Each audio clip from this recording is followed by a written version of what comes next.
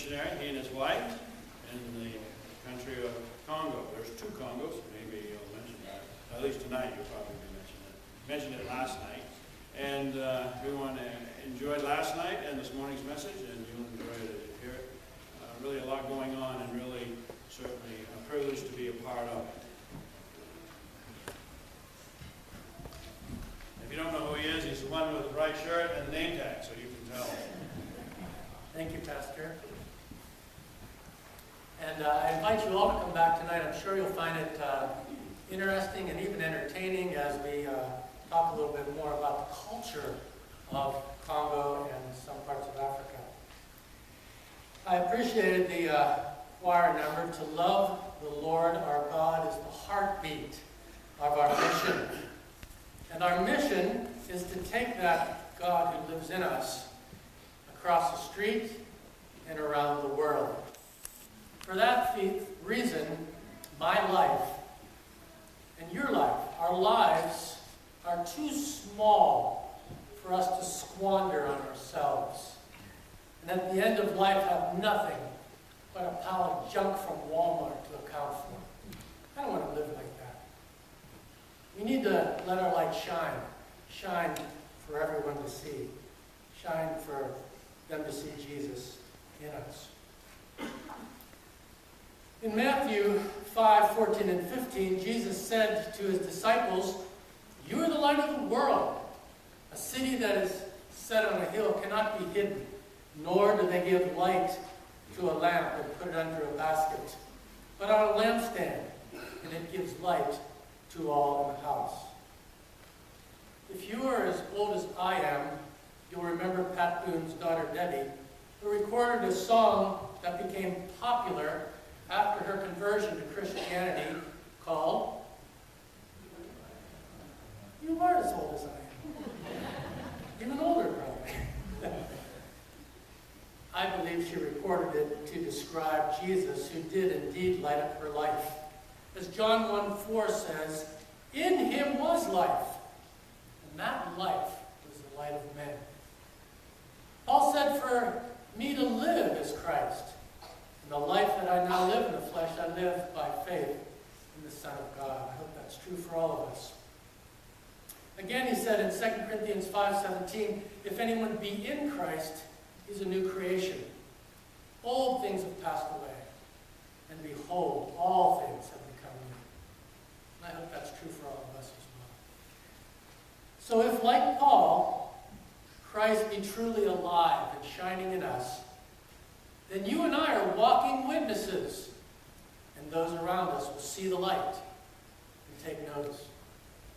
See, Jesus went on to say to his disciples, "Therefore let your light so shine before men that they may see your good works and glorify your Father which is in heaven." See, most of the world lives and walks, or should I say, stumbles in darkness. The scriptures prophesied of Jesus, who came to be light, for surely the people who walked in darkness saw a great light. Those who dwelt in the land of the shadow of death, upon them a light shone. Prophecies were fulfilled as Jesus did come, as John says in chapter 1, verse 14. "The Word became flesh and dwelt among us, and we beheld his glory." Jesus said of himself in John 12:46, "I've come into the world as light, so that no one who believes in me should stay in darkness." And again in John 8:12, he said, "I am the light of the world. He who follows me shall not walk in darkness, but shall have the light of life." So, we who have received the light of life are to let our light shine.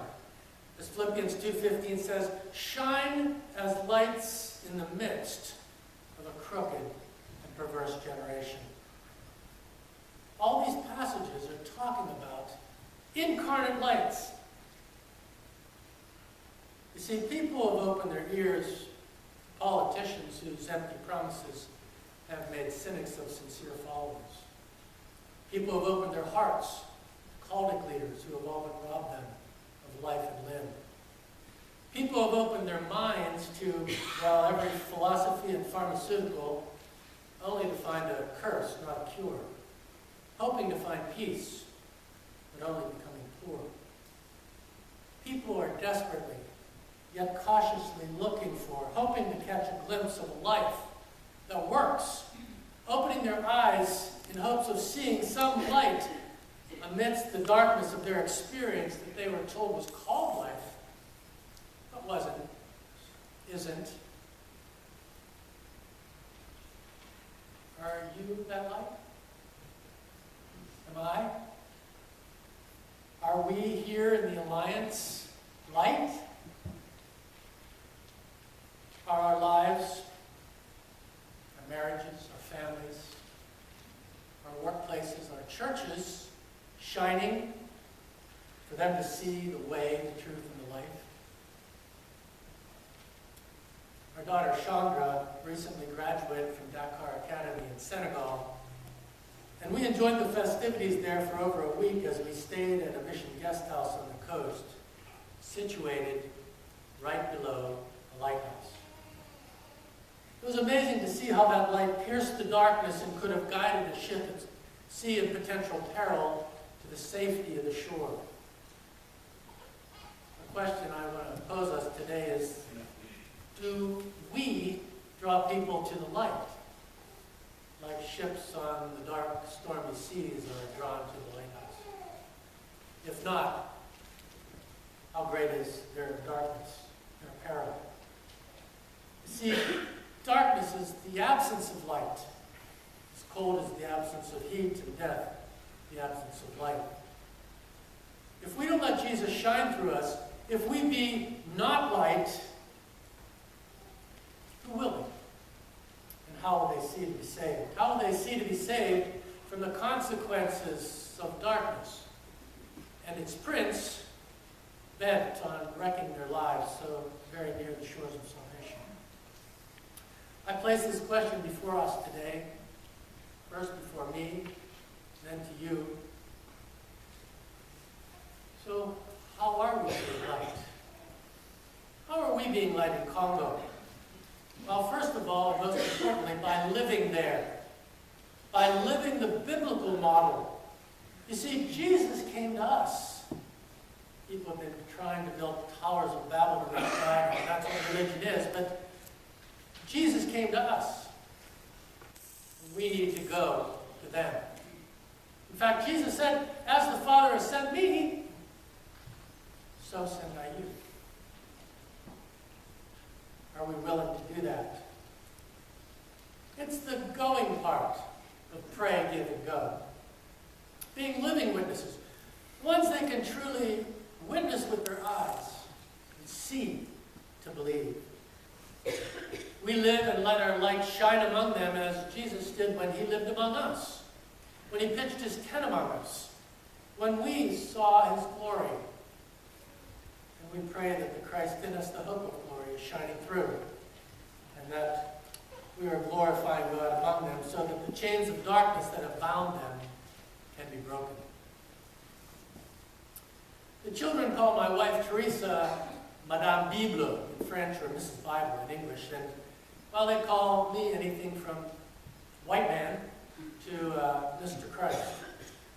And although I don't like being called Mr. Christ, Christians are supposed to be little Christs.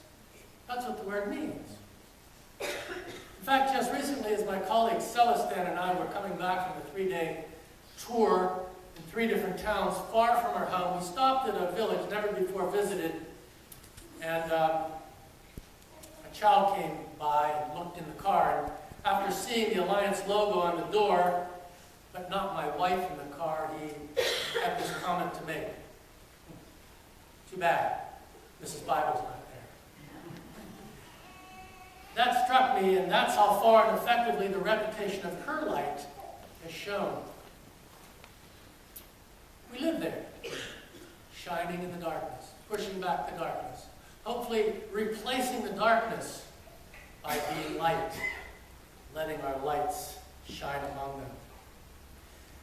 And during this term, we've seen the darkness pushed back, replaced by the light in several ways. One, was getting a national worker and his family to join us. Please pray for Celestin and Jan and their family of 5, now 6, who are holding down the fort while we are here. They've truly been a godsend, and we are truly in need of more of them because the harvest is plenteous.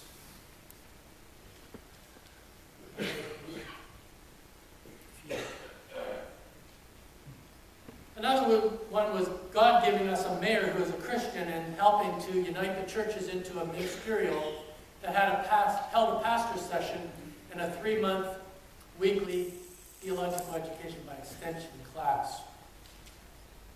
Yet another was starting to move operations to a new and more fertile town. Still another was establishing theological education and Sunday school teacher training centers in 7 towns and in 3 provinces. We worked extremely hard to teach 22 3-month theological courses in the northern Congo, while my wife taught 17 all-day Sunday school teacher training courses in all but one of the same towns. Greatly effective was the kids' Bible club my wife and her staff held weekly for 3 years in our garage between 3 and 6 p.m. every Wednesday, where between 60 and now many times over 100 children would come to sing, hear a Bible lesson, learn manners, health and hygiene, memorize verses, color Bible pictures, and earn their New Testaments. Now we have many little lights running around the neighborhoods. The children and youth of today are the church of tomorrow.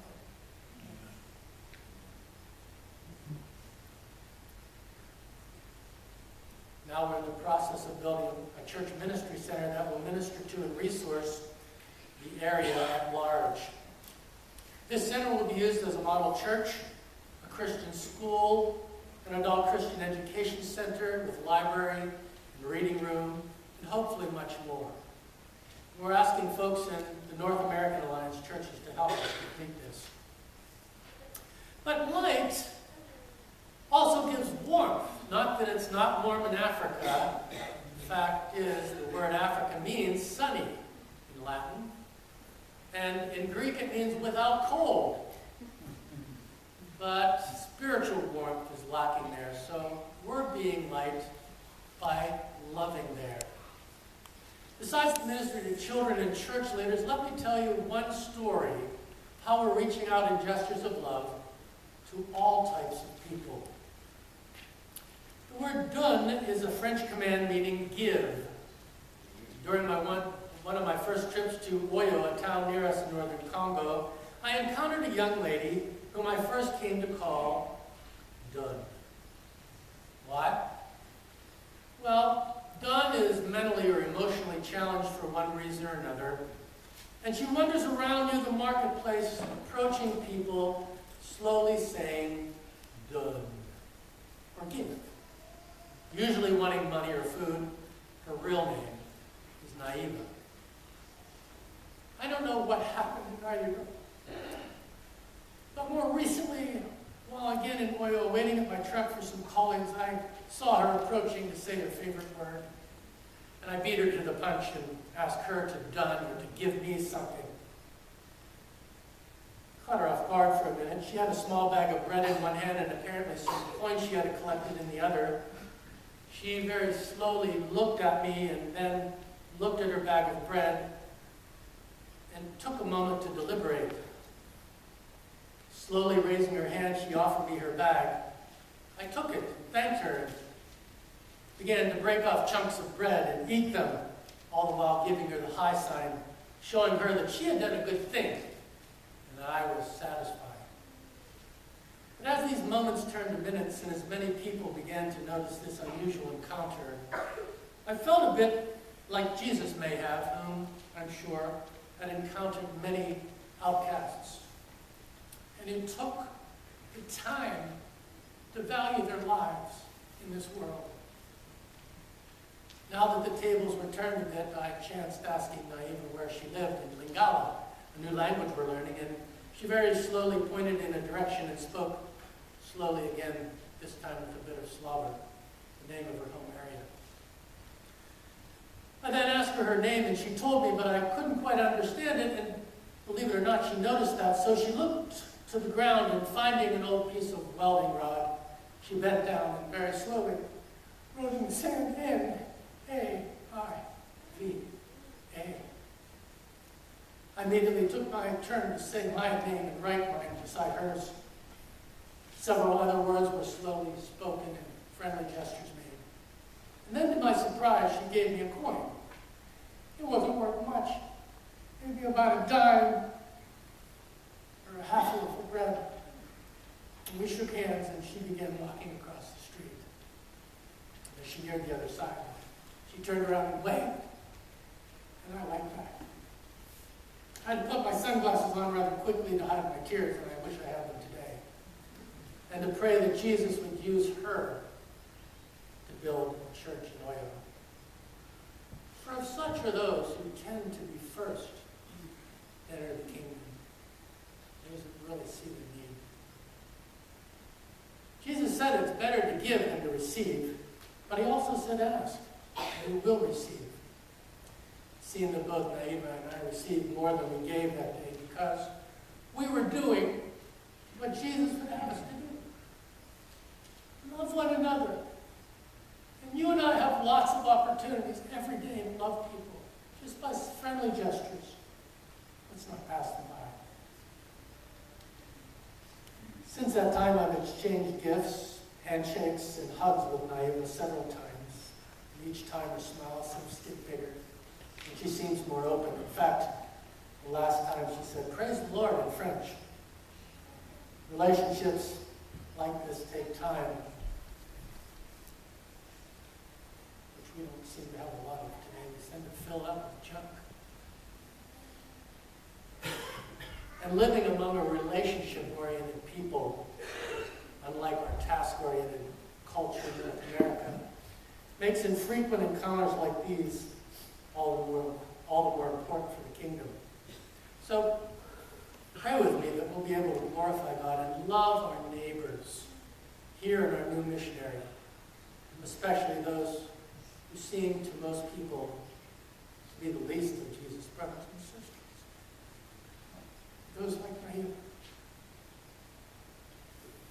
But along with Naima, we've been also taking opportunities to pre-evangelize the Chinese, the Muslims, French, and other Africans through the distribution of Chinese New Testaments, English classes, the sale of eyeglasses, or like this expatriate man from Cameroon whom I helped build his electronic shop.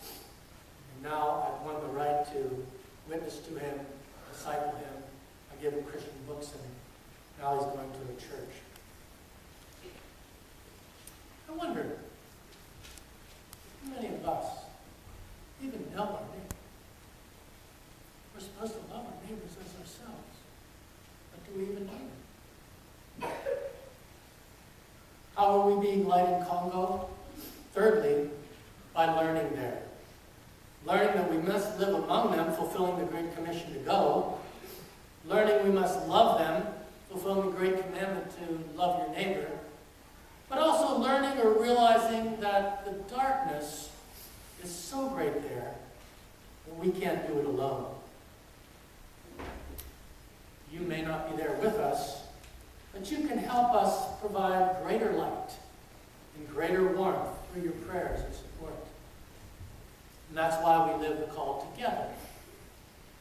For with your prayer and support in many different ways, the living, loving, and learning are made much more effective. You see, sometimes we feel like a small candle or match in the midst of a vast darkness. But with your prayers and support in various ways behind us, the light can get brighter and warmer. Let me demonstrate this today by just striking this match.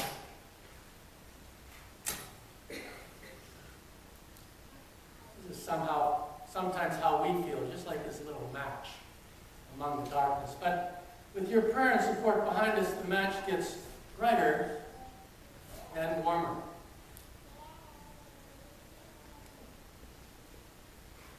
So, since we're living the call together, how can you help us to shine better and push back the darkness or replace the darkness in this dark land, this darkest Africa?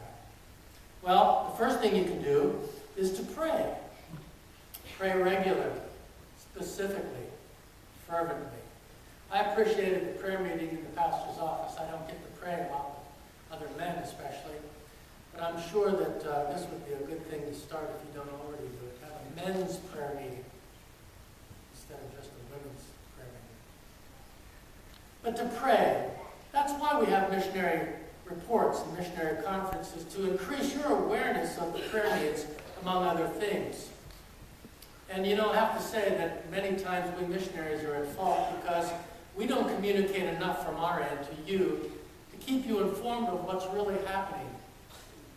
And so I've tried to take my part in doing this, take it upon my shoulders to monthly put out a newsletter that I call the Congo Current. Keep you current about our ministry and lives in Congo. And I send it out to people over the internet, to their email addresses. And you can actually receive this monthly. It's full of pictures, nice pictures. I even have a photo of the month. And many prayer requests and answers. And you can do this by signing up for it in the back, on the display table. But pray. It's very important. In fact, the first work of the Alliance is to pray. And secondly, participate. Now, nobody likes to ask for money, especially me. But we need it.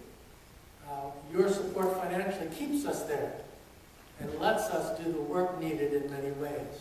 So please, just put things in perspective. Just think, how much money do we spend on pleasure? I'm told that we Americans spend more money on cat food than all the mission efforts in the whole world. Sad. Not to mention all the other things we spend on. Let's put God first in our giving and let Him send the light further into Africa's darkness. But thirdly, prepare. Prepare to come over and help us. Or send someone over to help us. We enjoy receiving people. We don't get a lot of visitors because we're way back in the bush. So our policy is that if you can get there, we'll put you up. And we'll show you a good time. And I can guarantee you that if you want an adventure, I'm the one to come to. I used to have a boating ministry down along the coast of Gabon where we would take the gospel to villages that you can only reach by boat. And they wanted to make a t-shirt that said, "I spend more money in the water than in David's boat." So we have a lot of adventurous times together. But short-term mission trips are a joy for us and could be a confirmation of a calling for others like yourselves or your children. What happened to give your kids to the Lord these days? We don't give our kids and sons and daughters anymore to missions. Why? Kids, if God's calling you, even if your parents don't want you to know, you say yes. Both Teresa and I went out on short-term mission trips during our college years, and I remember having the confirmation of my call as I went to Gabon on a short-term mission trip. Either way, going on a short-term mission trip usually promotes missionary effort in any case. And fourthly, not only pray, participate, and prepare, but persevere. I want to place an emphasis on this because I understand that 60% of so-called Alliance people don't even give to the Great Commission Fund. And if a Christian and Missionary Alliance Church these days even has a missionary conference or committee, they may soon lose impetus or forget after their missionary's visit. Praise the Lord, you're not like one of those churches. Yet for some of us who do, it seems like we're like cheerleaders when the missionary is visiting. You hold us up, which we appreciate. You encourage us. It's kind of like your cheerleaders shouting, "Pray, give, go." Rah, rah, rah. Go missionary. MISSIONARIES. Pray, give, go. Rah, rah, rah. Then as the weeks after the mission conference passes, flags come down, the hands come down, the shouts decrease. Missionary! Missionary? What's missionary? And the mission and the missionary may all be practical. Right? Again, thank the Lord you're not like one of those churches.